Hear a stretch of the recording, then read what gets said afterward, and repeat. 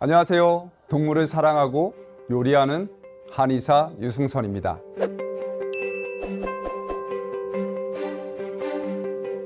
제가 오늘 강연할 주제는 동물의 한의학입니다. 저는 예전에 진료실에서 환자분이 우리 집에 있는 아픈 강아지를 치료해 줄 수 있냐는 말에 왜 동물들은 한의학의 혜택을 받지 못할까라는 단순한 생각을 하게 되었고요. 이 궁금한 것은 또 끝까지 파보는 호기심이 많은 사람인지라 공부를 시작하게 됐습니다. 놀랍게도 동물 한의학의 역사는 기원전 10세기 주나라 때부터 제도화됐을 정도로 오래되었더라고요. 우리나라 기록에서는 고구려의 해자법사가 일본으로 건너가 역사 시간에 한 번쯤은 들어보셨던 쇼토쿠 태자의 사부가 되어 말을 치료하는 한의학 기술을 전수했다는 기록이 있을 정도로 삼국시대의 동물 한의학은 융성했습니다. 조선시대 세종실록에는 세종의 동물 한의학에 대한 관심이 더욱 상세히 기록되어 있습니다.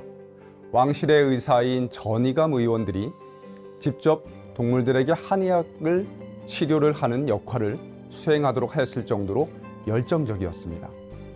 그때까지만 해도 시대적 배경이 사람을 치료하는 인의가 동물을 치료한다는 것이 많은 편견이 있는 시대였는데요. 이 역시 세종은 남다른 혁신적 생각과 행동력을 갖춘 왕이라는 생각이 듭니다. 조선시대에는 현존하고 최고의 한방수의서인 신편 마의방의방을 비롯하여 말, 소, 양, 돼지의 질병을 한의학으로 치료하는 많은 서적들이 발간되어 동물들의 건강을 챙기는 데 활용하게 됩니다. 이야기를 듣다 보면 왜 이렇게까지 동물의 한의학 치료에 진심이었을까라는 의구심이 혹시 드시나요? 그것은 과거 농경사였던 시대에서 소와 말 같은 동물의 건강은 백성들의 삶의 근간이었기 때문입니다. 그래서 국가적으로 관심을 가지고 치료법을 연구한 것이죠. 이 당시의 기록들을 보면 소가 아프면 사람처럼 침도 맞고 뜸도 뜨고 사람도 가격이 비싸서 먹지 못했던 인삼 분말까지 먹었다는 기록들이 보입니다. 동물들이 아프면 침도 맞고 한약도 먹는 것이 일상 중에 하나였던 것입니다. 하지만 일제강점기를 지나면서 이런 풍경들은 사라지게 됩니다. 민족의학이었던 한의학은 한국의 의학이라는 이유만으로 핍박을 받습니다. 이때 사람을 치료하는 한의학도 동물을 치료하는 한의학도 안타깝게 명맥이 끊어지게 됩니다. 그 후 사람을 치료하는 한의학은 다시 살아났지만 안타깝게도 동물을 치료하는 한의학은 잠시 발전을 멈추게 됩니다. 일제강점기라는 사건이 대한민국 국민뿐만 아니라 대한민국 동물들에게도 상처를 줬네요. 한의학은 몸 그리고 마음의 균형을 매우 중요시합니다. 몸과 마음이 조화로우면 이 질병을 예방하고 더 잘 회복할 수 있습니다. 동물들에게도 침과 약초를 통해 몸과 마음의 균형을 잡히게 할 수 있다면 부작용은 적고 더 잘 치료가 될 수 있을 텐데라는 아쉬움이 남습니다. 조선시대 3대 한의사로 손꼽히는 인물이 있습니다. 동의보감의 허준 선생, 사상체질의 이재마 선생, 그리고 동물을 치료한 백광현 한의사가 있습니다. 조선시대 최고 한의사 중 한 사람이 동물을 잘 치료하는 한의사였던 것입니다. 원래 비천한 신분이었던 백광현은 말을 키우는 목장에서 말의 치료를 도와주는 일을 하다가 한의학을 배우게 됩니다. 동물을 치료하는 일에 관심이 매우 많았고 소질이 있었던 그는 꾸준히 노력하여 조선시대 말을 치료하는 국가의료기관의 의사이죠. 마의까지 됩니다. 마의는 말과 같은 동물들이 아플 때 한약과 침을 시술하는 의사였습니다. 그 후 그는 한의학으로 동물들을 치료하는 일에 진심으로 매진했고 그 의술을 인정받아서 조선의학 역사에 두 가지 업적을 남기게 됩니다. 하나는 말을 치료하는 의사가 실력으로 인정받아서 왕을 치료하는 의사인 어의가 된 일이고, 두 번째는 동아시아에서 찾아보기 힘든 외과술을 발전시켜서 번성시킨 것입니다. 우선 그 당시 유교 사회였던 조선에서 동물을 치료하는 마의가 사람을 치료하는 인의가 되는 것은 불가능했으며, 인의가 된 것을 넘어서 왕족을 치료하는 내의원이 되고 나아가서 왕을 치료하는 어의가 된다는 것은 한 개인으로서는 정말 생각보다 많은 역경을 극복해냈을 것입니다. 조선 사람들이 그를 기록한 역사적 문헌을 보면 그냥 한의사가 아니라 꼭 신의라는 표현을 썼습니다. 신이란 신처럼 잘 치료한다는 뜻입니다. 동물을 한의학으로 치료했던 한의학 기술을 발전시켜서 사람까지 이롭게 치료했던 것입니다. 이 말을 하다 보니 그가 동물을 진료하고 한약재들을 끓여서 동물들을 건강하게 만들어 주었을 모습이 사실 눈앞에 그려지기도 합니다.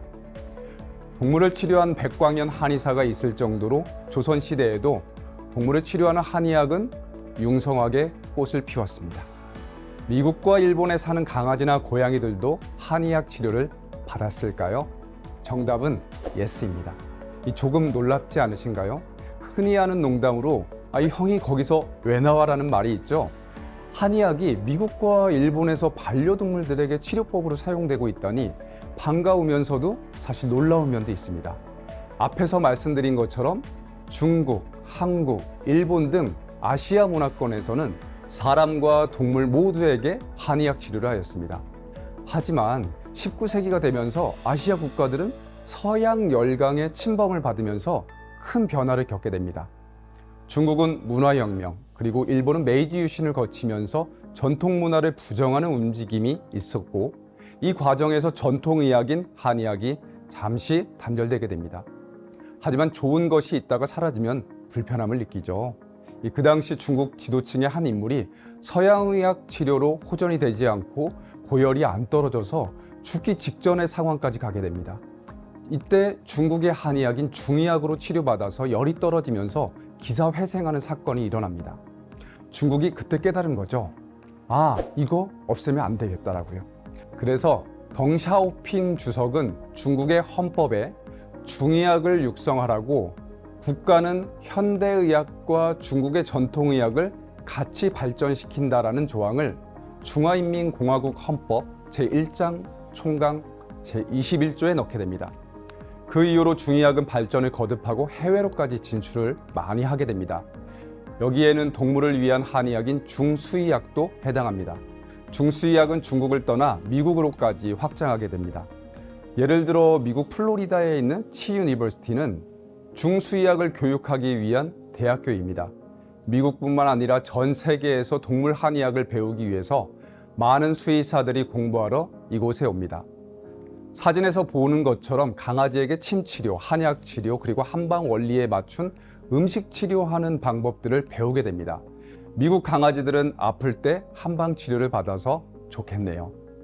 자, 일본은 어떨까요? 메이지 유신 이후에 일본의 한의학인 황한의학은 잠시 사라졌다가 의과대학의 한 분야로 다시 살아남았고, 일본은 의사들이 현대화된 방법으로 한약을 처방하고 있습니다. 오히려 일본 기업에서 생산된 한약들은 전 세계로 치료제로 수출되고 있습니다. 좋은 건 일본도 없애기가 힘들었던 거죠.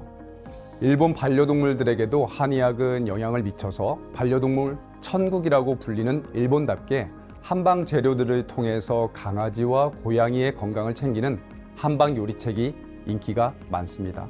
또한 혈자리 마사지를 통해서 반려동물들의 건강을 한의학적으로 챙기기도 하고요. 이렇게 말하다 보니까 거꾸로 대한민국의 반려동물들은 오히려 미국이나 일본의 반려동물보다도 한의학의 이로움을 누리지 못하는 것 같아서 많이 아쉽습니다. 실제로 중의학을 포함하여 한의학 문화권에서 대한민국의 역할은 사실 매우 컸습니다. 한의학에서 최고의 의학 경전에 해당하는 황제내경의 절반에 해당하는 영추는 동이족이 중국에 전달한 것으로 기록되어 있습니다. 이 동이족이 바로 대한민국입니다. 아시아 한의학에 많은 공헌을 하고 중심이었던 대한민국 한의학이 앞으로 국내의 반려동물들의 건강에도 큰 도움이 되기를 진심으로 바랍니다. 감사합니다.